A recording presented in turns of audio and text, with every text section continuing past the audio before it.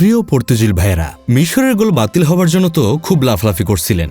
এখন যে নরওয়ের গোল বাতিল হলো সেটা নিয়ে কি কিছু বলবেন না?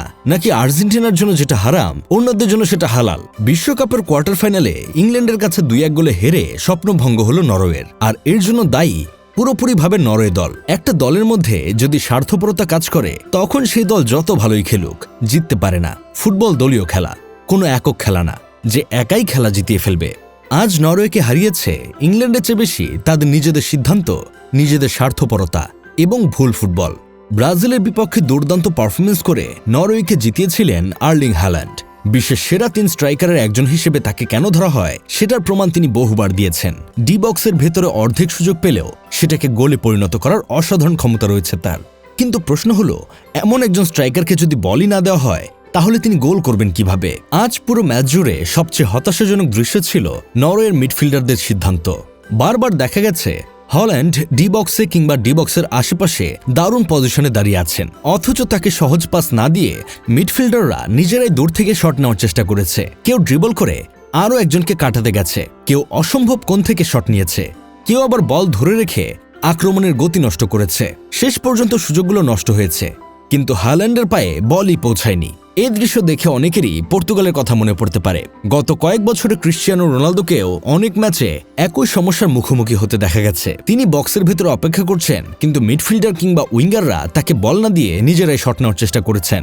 ফলাফল, রোনালদো ম্যাচে খুব কম বল পান, আর পরে সমালোচনা শুনতে হয় যে তিনি নাকি কিছুই করতে পারেননি। আজ হল্যান্ডের অবস্থাটাও অনেকটা তেমনই ছিল।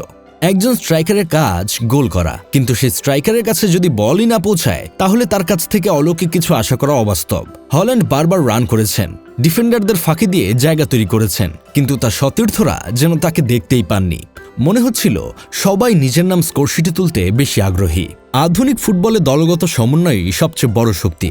ম্যানচেস্টার সিটিতে খেলার সময় আমরা দেখেছি ডি ব্রুইনে, বার্নার্দো সিলভা কিংবা ফোডেনরা সুযোগ পেলেই হল্যান্ডকে বল দেওয়ার চেষ্টা করেন, কারণ তারা জানেন একবার বল পেলে হল্যান্ড ম্যাচের ভাগ্য বদলে দিতে পারেন।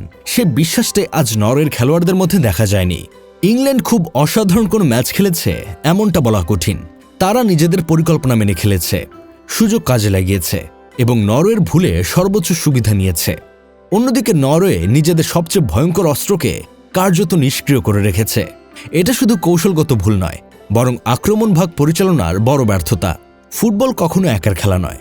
এখানে ব্যক্তিগত নৈপুণ্য যত গুরুত্বপূর্ণ তার চেয়েও গুরুত্বপূর্ণ সঠিক সময়ে সঠিক সিদ্ধান্ত। আজ নরওয়ের মিডফিল্ড সেই পরীক্ষায় ফেল করেছে। একজন বিশ্বমানের ফিনিশারকে পাশে রেখেও তারা নিজেদের শট নেওয়ার লোভ সামলাতে পারেনি, আর সেই স্বার্থপর মানসিকতার মূল্য দিতে হয়েছে বিশ্বকাপের মতো বড় মঞ্চে। যাই হোক, শেষমেশ আমি গোলাম হোসেন একটা কাজের কথা কই। হল্যান্ড আজ গোল করতে পারেননি, কিন্তু তাই বলে তিনি ম্যাচের ব্যর্থতার একমাত্র মুখ নন। পুরো দলের এই দায় নিতে হবে, কারণ ডি বক্সে আর্লিং হল্যান্ডকে বল দিলে তিনি কি করতে পারেন সেটা ফুটবল বিশ্ব বহুবার দেখেছে।